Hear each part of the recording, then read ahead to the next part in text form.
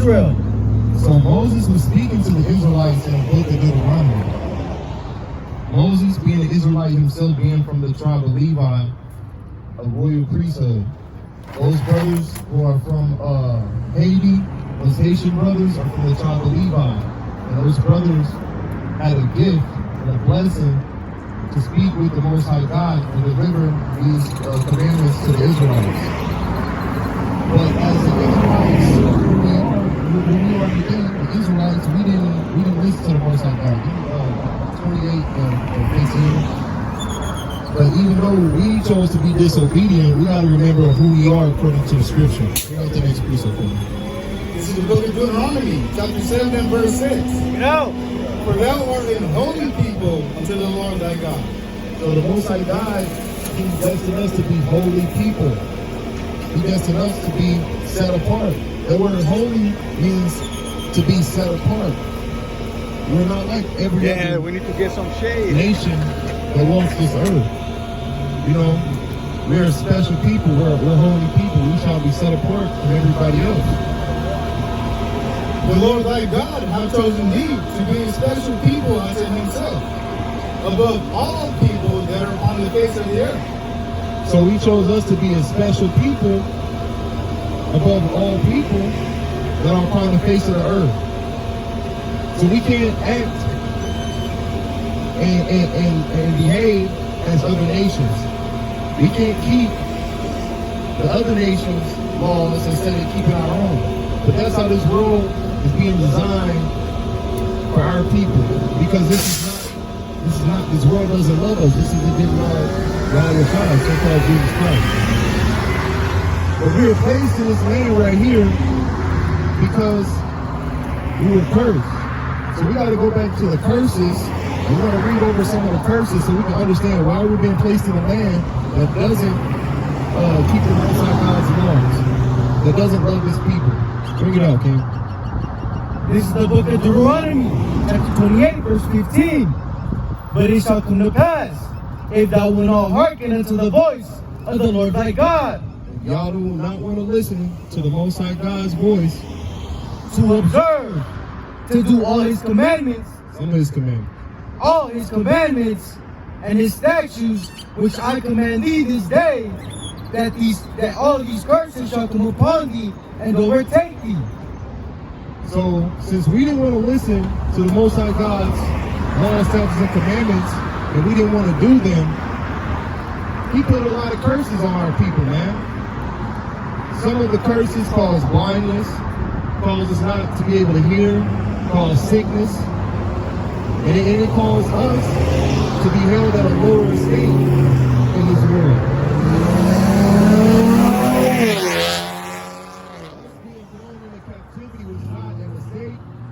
Us being thrown into captivity was not because our oppressor was stronger than us, it's because we went against the Most High God.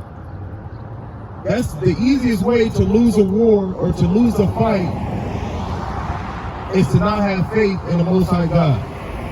I don't care how much you bench press, I don't care how strong you are, I don't care how many fighting techniques you know, I don't even care if you have a gun with you. The easiest way to lose a war is to go into that war without the Most High God. To go into that war without faith. To go into that war scared and to lack wisdom. If you go into that war unprepared, you will be slain. If you go into that war and you don't have the Most High God with you, you will be destroyed. Just as we were back then. All right, keep reading on that.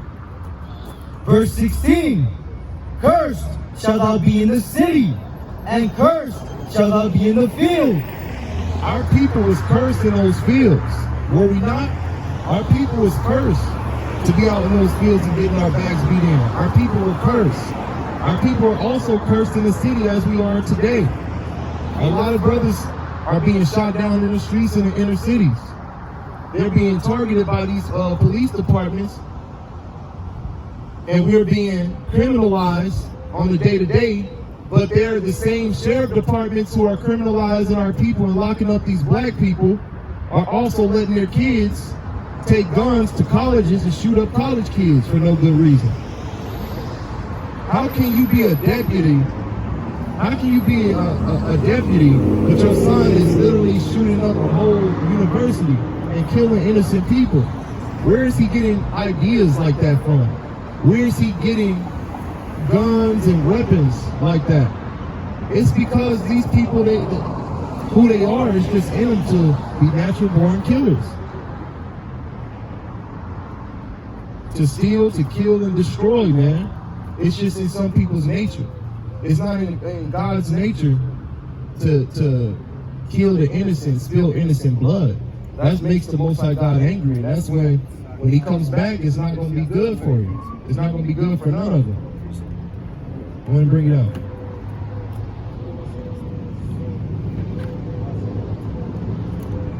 This is the book of Ecclesiastes, chapter 9, verse 14. There was a little city, a few men within it, and there came a great king against it, and besieged it, and built great bulwarks against it. Now there was found in it a poor wise man, and he by his wisdom delivered the city, yet no man remembered that same poor man. That's what you were saying a little while ago about wisdom. Bring it off from the top. We're going to break it down. We're going to break it down so that people are able to understand the word of the Most High God.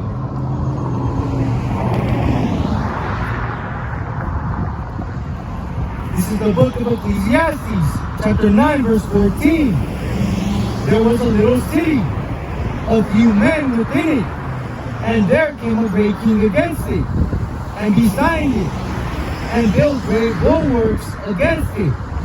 Now there was found in it a poor man, and he by his wisdom delivered the city, yet no man remembered that same poor man.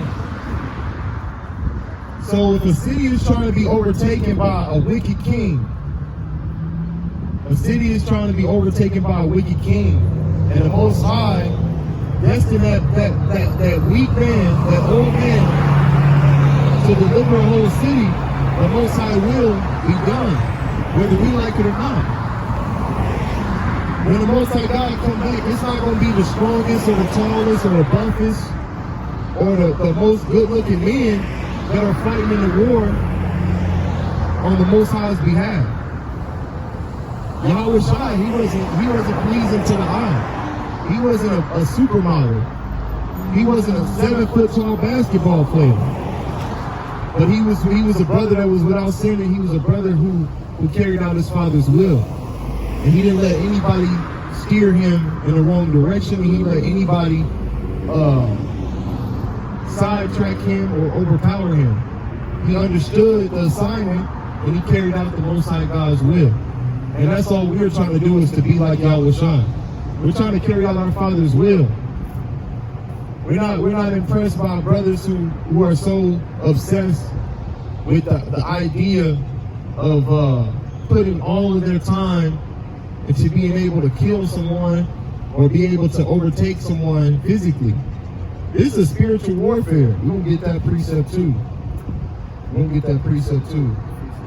Yeah. This is a spiritual warfare. This isn't a regular battle. This ain't a street fight. This ain't a shootout. This ain't the Cold War. This ain't World War III. This is a different type of war that we're fighting in. It's a different type of war that people are fighting in right now. Bring it out, King. This is the book of Ephesians, chapter 6, verse 10. Finally, my brethren, be strong in the Lord and in the power of his might. Put on the whole armor of God, that ye may be able to stand against the wiles of the devil. So you got to be able to put in that full, you got to be able to put on that full armor of God so you can withstand whatever the devil is trying to throw at you. But the devil ain't just going to be bringing things to you in a physical state. In this realm, it's going to be in the spiritual realm too. It's going to be things you can feel but you can't see. You got to be things that you're prepared for that you're unaware of. Keep going on that. We're going to keep reading a little more. Verse 12. For we wrestle not against flesh and blood, but against principalities, against powers, against the rulers of the darkness of this world, against spiritual wickedness in high places. So we're not wrestling against flesh and blood. We're not wrestling against one another. We're not out here trying to fight our brothers. We're not out here trying to fight a physical war. We're going against the principles and the oracles of these wicked people who are held to a higher state in this world. That's who we're going up against. We're going up against people we have never seen before, people who have never seen us face to face, people who are doing all they possibly can to keep our people in captivity, keep our people blind, keep our people disobeying the Most High God. That's what they stand on. They don't stand on anything else other than being disobedient to the Most High God and keeping his people down. Because as long as we're not in rulership, they're in rulership. As long as we're not seeing eye to eye, they can overtake us. So we are out here to unify our people through these laws, statutes, and commandments, and to give them a sense of direction so we can love one another and we can be able to build up our kingdom. We can be able to build up our nation. Because the Most High God, he didn't forget about his people. And proving this, we're going to bring out this precept. Bring this precept over. So this is 2 Corinthians chapter 10 and verse 1. Get out! Now I, Paul, myself beseech you by the meekness and gentleness of Christ, who in presence am base among you, but being absent am bold toward you. But I beseech you that I may not be bold when I am present with that confidence, wherewith I think to be bold against some, which think of us as if we walked according to the flesh. For though we walk in the flesh, we do not war after the flesh. For the weapons of our warfare are not carnal, but mighty through God to the pulling down of strongholds. So the weapons that you got stored in your house, and the weapons you got in that safe, or the weapons at the gun store, is not going to save you in the word of the Most High God. It's not going to save you in the day of tribulation in that terrible day. It's not the same sword that the Most High God has. Can you give me Matthew 10 and 34? We're going to go back to that. Can you give me Luke 19 and 27? Because he's not bringing back a regular sword to cut people up with. He's not bringing back a regular sword. When the so-called Jesus Christ, Yahweh Shai, comes back, he's bringing a different type of sword. He's bringing a sword of judgment. He's going to judge every nation that walks the earth. He's going to judge every church that calls themselves people of God. He's going to give them their judgment. Bring it out, King. This is the book of Matthew, chapter 10 and verse 34. Get out! Think not that I am come to send peace on earth. The Most High God is not coming to send world peace. He's not coming for world peace. He's not coming to send peace on earth. We're not going to be holding hands and spinning around in circles and running through flowers when the Most High God's Son comes back. I came not to send peace, but a sword. He's coming back with a sword. So if you believe that the Most High God is coming back to give hugs and kisses, then you have the wrong idea about who he is and who his father is. Because the Most High God, he's coming back with a sword. We're going to grab that one too.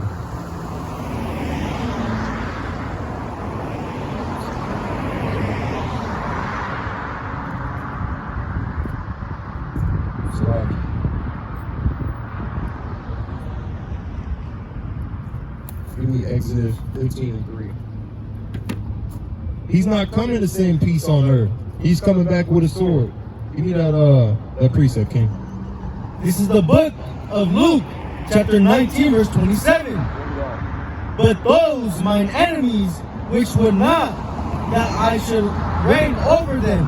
So those enemies of the Most High God, those enemies who don't want him to reign over them, who don't want to keep his law, statutes, and commandments, black, white, yellow, green, it doesn't matter your color, Bring hither and slay them before me. he said, bring them here and slay them in front of me. He gonna watch you bleed out and die. So if you don't want to be a part of that number that's being slain before the Most High God, You got to get right, man. You got to keep these laws, statutes, and commandments. If you think God is just some sweet, blonde-haired, blue-eyed dude, then you got the wrong idea. Because in Exodus, it's going to tell you who the Most High God is, what type of man he is. Bring it out, okay? This is the book of Exodus, chapter 15, and verse 3. The Lord is a man of war. No, he's a man of hugs and kisses. A man of war. He's a man of peace and tranquility. A man of war. The Lord is his name. The Lord is his name, and he's a man of war. He didn't come to have everybody in cahoots with each other. And it tells you that. He didn't come for everybody. Let me see. You got that precept household, I'm gonna put every you know which one I'm talking about? The precept, I'm gonna set every household. Yeah. Get that for me, please. Baba Kasha, Watawada. He's not here. He's not here to set everybody on one accord. He's here. You got that precept? Go ahead and bring it out, okay? This is the book of Matthew, chapter 10, and verse 36, verse 35. From come to set a man at variance against his father, and the daughter against her mother, and the daughter-in-law against her mother-in-law. Verse 36. And a man's foes shall they be of his own household. He that loveth father or mother more than me is not worthy of me. He's not here to have everybody loving each other and loving on each other. He's going to set differences between people. That brother who got a strong will to keep the Most High God's commandments, he going to be at odds with the brother who want to go out here and do worldly things. And it may be in your whole household. When you want to keep these commandments and when you want to keep God's commandments, it's always going to be somebody in your life that's going to tell you to do the opposite. There's always going to be somebody in your life that tell you, why you always trying to be all holy, you always trying to be doing godly stuff, and why are you always saying you got to pray and you got to keep holy days? Why don't you eat pork? Why you always being picky? It's always going to be somebody to speak negatively on your salvation, on your story. There's always going to be somebody who speaks negative about you trying to please the Most High God. We wasn't here to please and love each other. It says if you love your mother, you love your father, you love your kids, you love your boss at the job more than me, then you're not worthy of the Most High God. You're not worthy to stand and call yourself his disciple, his follower, because he put nobody before doing the work. You got that? Can you get that precept for me?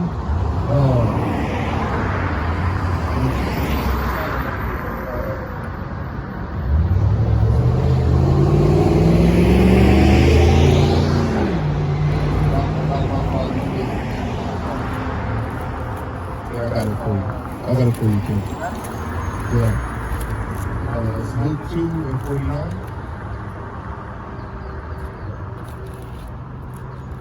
Actually, we're gonna start at 46 and we're gonna read it to 49. Start at 46 for me. Because you gotta understand, the Most High God's son, he was about his father's business. He put nobody above doing the work. He put nobody above his father's will. And that's the same way we have to be as people. We can't put other things before serving God. We can't put children watching games or playing video games or going out for drinks at the club or going to work or taking our kids to the park. We can't put those things over serving the Most High God. Because that's all the devil got to throw at you for you to be sidetracked. If serving the Most High God is going to help us fight this spiritual war, he wants you to be weak. The devil wants you to be weak. He doesn't want you to be prepared. So he's going to throw all these extra things at you to sidetrack you. So when the Most High God's son comes back and when he comes back, you're not going to be prepared. You're going to be outside walking your dog with your Crocs on with no socks when the Most High God comes back. Ain't going to know what's going on. You're going to be at home playing 2K with your friends online, chilling, probably having a drink when the Most High God's come back. You're not going to know what's going on. But he says his people is going to remember and they're going to be aware when he returns. You got that precept for me? Bring it up. This is the book of Luke, chapter 2, verse 46. And it came to pass that after 3 days they found him in the temple, sitting in the midst of the doctors, both hearing them and asking them questions. So Yahushua's earthly parents was looking for him, and they found him sitting with these older people, with these doctors, and listening to him, seeing what they got to say. Keep reading. And all that heard him were astonished at his understanding and answers. And they was amazed by how great his understanding and his wisdom was as just a young boy, as just adolescents. He understood the same as the adults and as these wise men in these temples. Keep reading. Verse 48. And when they saw him, they were amazed. And his mother said unto him, Son, why hast thou thus dealt with us? Behold, thy father and I have sought thee sorrowing. So his mother came to him and said, why didn't you tell us where you was at? We out here looking for you, and we was sad, we was worried about you. Let's see what Yahushua said to them. And he said unto them, How is that ye sought me? Why is he not that I must be about my father's business? So how are you looking for me and worried about me, not knowing that I'm about my father's business, not knowing about who your son is?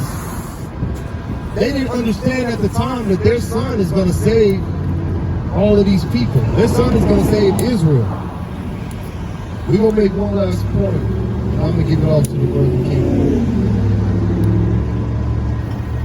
He came back to save a whole nation of people. Go ahead and give me 15 and 24. Yeah, Matthew 15 and 24. You go ahead and give me Matthew 10. And we're gonna start at 5. Matthew 10 and 5. He came to save a whole nation of people. And we gotta understand that. He's not he wasn't just some ordinary dude. He wasn't just somebody that's just being mentioned in the Bible and is not important. A lot of people who are Jehovah's Witness don't believe in Yahushua, and they don't know who Yahushua and so-called Jesus Christ is and what he was set here to do. Bring it up. This is the book of Matthew, chapter 15, verse 24. But he answered and said, I am not sent, but unto the lost sheep of the house of Israel. He's not sent, but unto the lost sheep of the house of Israel. Those Israelites who were led out of captivity and then cursed later on in Deuteronomy for not obeying the Most High God. The Most High God ordained his people to remain his people and to be chosen again.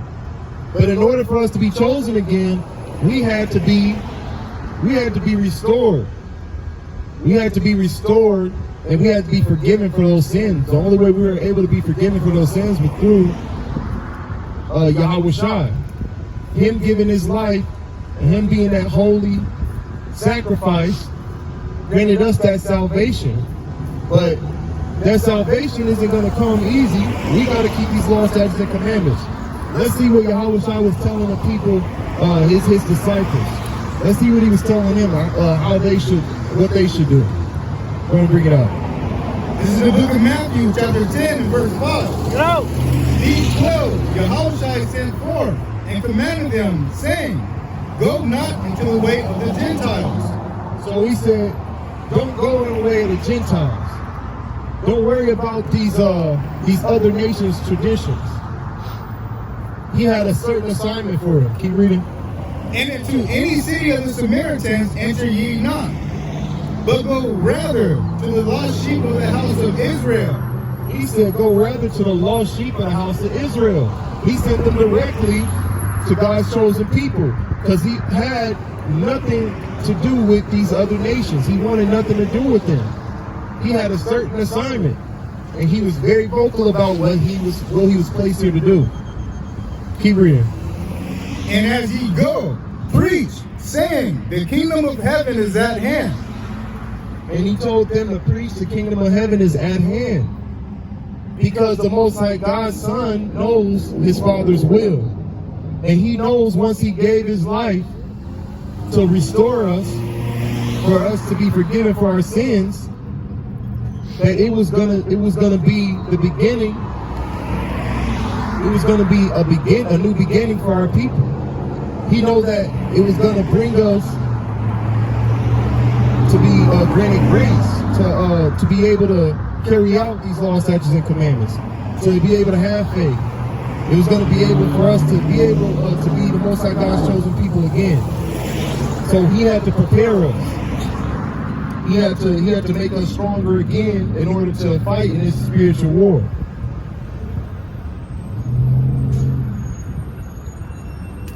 And let me get this precept. Joel 3:9.